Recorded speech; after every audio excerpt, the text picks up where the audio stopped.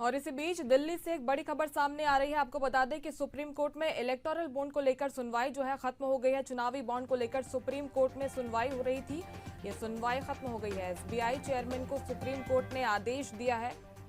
ये कहा गया है कि 21 मार्च तक सारी जानकारी दे एसबीआई। 21 मार्च शाम 5 बजे तक सारी जानकारी साझा करने के बाद सुप्रीम कोर्ट की तरफ से कही गई है बॉन्ड की जानकारी में कोई आपत्ति नहीं है। ये बड़ी खबर दिल्ली से आप तक पहुंचा रहे हैं।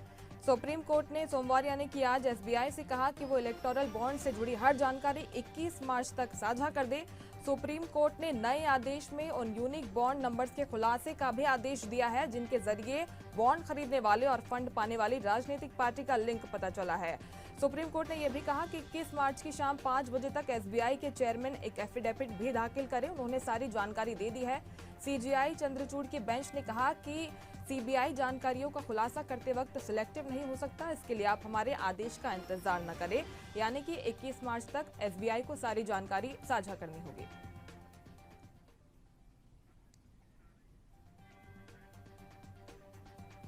चलिए इस खबर पर ज्यादा जानकारी लेंगे। सहयोगी स्नेह कमल दिल्ली से हमारे साथ लाइव जुड़ गए हैं। स्नेह कमल, इलेक्टोरल बॉन्ड का जो मुद्दा है लगातार पूरे देश भर में चर्चा में बना हुआ है और अब सुनवाई के बाद एसबीआई जो है घिरता हुआ नजर आ रहा है।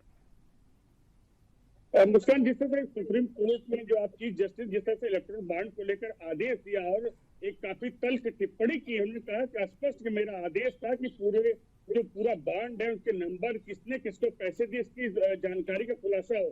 लेकिन जिस तरह से जो है एसबीआई ने सिर्फ इलेक्टोरल बॉन्ड के नंबर और उसके बाद किन किन कंपनी को पैसे मिले लेकिन किसने दिए किसने किसको दिए इसका खुलासा नहीं किया, इसको लेकर जो है सीजीआई ने एक कड़ी आपत्ति जताई। उन्होंने सीधी सीधी फटकार लगाई और 21 मार्च तक का समय दिया कि 21 मार्च तक एसबीआई के चेयरमैन एफिडेविट दे और खुलासा करे किस कंपनियों ने किसको किस पार्टी को कितना पैसा दिया है। वहीं अगर मुस्कान कांग्रेस की बात करें, कांग्रेस अभी एक दिन पहले जो एक सूची जारी की थी और कहा कि इन कंपनियों ने इतने करोड़ के बॉन्ड खरीदे हैं और उन कंपनियों के कुछ दिन पहले ही खरीदने के बॉन्ड खरीदे, कुछ दिन पहले ही किसी के पास आईटी की किसी पर ईडी की रेट पड़ी है। तो कांग्रेस का स्पष्ट आरोप था कि जिन कंपनियों पर एक तरफ पहले सरकार छापे डलवाती है फिर वही कंपनियां चुनावी बॉन्ड खरीदते सरकार को देती हैं, भाजपा को देती हैं। तो ये कांग्रेस का आरोप था। हालांकि ये उस आरोप नहीं है, लेकिन जहां तक सुप्रीम कोर्ट की बात करते हैं, सुप्रीम कोर्ट के चीफ जस्टिस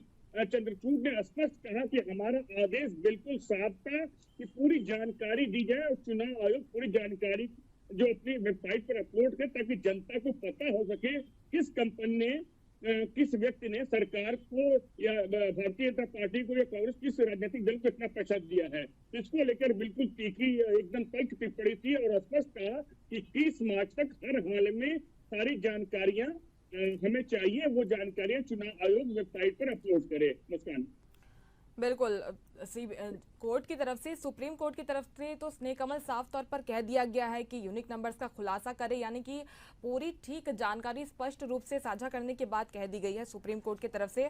आगे एसबीआई का क्या कुछ रुख हो सकता है पूरे मामले में? हालांकि एसबीआई की तरफ से जो सॉलिसिटर जनरल जो पूर्व थे पेश हुए तो उन्होंने स्पष्ट कहा कि हमने जानकारियां साझा की, हमने कुछ छिपाया नहीं है, हमने दोनों जानकारियां दी हैं, किसने खरीदा है और किसको कितना मिला है। तो सुप्रीम कोर्ट ने कहा आपने ये जानकारी दी किस कंपनी ने खरीदा और किस दल को कितना पैसा मिला, लेकिन किसने किसको दिया इसकी जानकारी हमें नहीं मिली है। ये जरूर है कुछ कंपनियों ने, किसी ने 10 करोड़ खरीदे, किसी ने 20 करोड़ खरीदे, आपने ये जानकारी दी। किस दल को कितने पैसे मिले आपने इसकी जानकारी दी, लेकिन किस दल ने तो किस कंपनी ने कितने इसकी जानकारी नहीं मिली। हमें खुलासा इसका चाहिए कि किस कंपनी ने या किस व्यक्ति ने किस दल को कितने पैसे चाहिए। इसका खुलासा होने के लिए जो करने के लिए जो सुप्रीम कोर्ट ने स्पष्ट आदेश दिया है कि आपने अभी तक जानकारी थी, सिर्फ बॉन्ड बताया कि ये बॉन्ड इतने खरीदे गए, कितने दलों को इतने बॉन्ड मिले, लेकिन लेन देन करने वालों के बीच कनेक्शन खुलासा नहीं हुआ। इसको लेकर कोर्ट की टिप्पणी कल की तुमने स्पष्ट कहा हमें यह जानकारी चाहिए किस कंपनी ने या किस व्यक्ति ने किस राजनीतिक दल को कितना पैसा दिया। यानी कि अब राजनीतिक पार्टियां भी घेरे में आ सकती हैं स्नेह कमल, क्योंकि अब सुप्रीम कोर्ट ने साफ कह दिया है कि राजनीतिक पार्टियों का नाम भी सामने आना चाहिए। आपने साफ तौर पर किस राजनीतिक पार्टी को चंदा दिया है, ये सभी बातें अब सामने आएंगी।